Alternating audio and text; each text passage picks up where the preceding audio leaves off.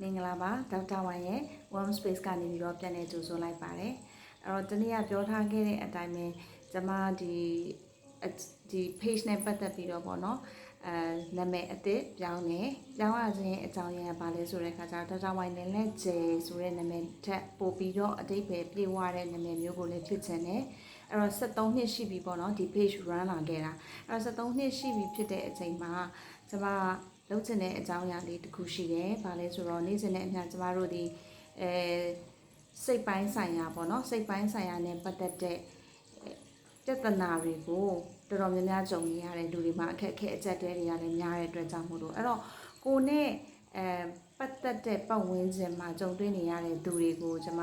2023ကနေစပြီးတဲ့အခါမှာကျွန်မ psychology ပညာရပ်တွေကိုလေ့လာပြီးတဲ့နောက်ပိုင်းမှာတက်နိုင်တဲ့လောက်ပေါ့နော်စိတ်ပိုင်းဆိုင်ရာနဲ့ပတ်သက်ပြီးတဲ့အခါမှာ support လုပ်တယ်နော် support လုပ်ပေးခဲ့တယ်ဆိုတာကဘာလဲဆိုရင်နားထောင်ပေးတယ်ဆွေးနွေးပေးတယ်အစရှိသဖြင့်ဒီလိုအရာမျိုးတွေကိုလုပ်ခဲ့တဲ့အခါမှာဒီလိုလူတွေစီကနေပြီးတော့စိတ်ပိုင်းကျန်းမာရေးနဲ့ပတ်သက်တဲ့သူတို့ရဲ့အကြောင်းအရာတွေဟာပို့ပြီးတော့